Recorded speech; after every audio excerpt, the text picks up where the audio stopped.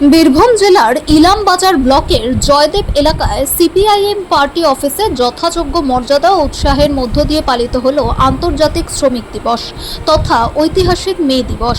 এদিন সকাল থেকেই দলীয় কার্যালয়ে কর্মী সমর্থকদের উপস্থিতিতে এক বিশেষ পরিবেশের সৃষ্টি হয়। অনুষ্ঠানের সূচনায় দলীয় পতাকা উত্তোলনের মাধ্যমে মে দিবসের কর্মসূচি শুরু হয়। এরপর শ্রমিক আন্দোলনের ইতিহাস স্মরণ করে শহীদ শ্রমিকদের প্রতি শ্রদ্ধা নিবেদন করা হয়।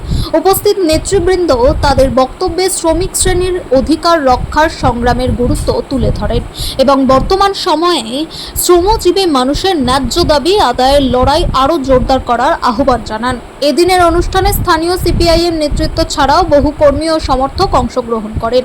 সমগ্র কর্মসূচি জুড়ে শ্রমিক ঐক্য, অধিকার এবং সংগ্রামের বার্তা তুলে ধরা হয়, যা এলাকায় এক সচেতনতার পরিবেশ সৃষ্টি করে।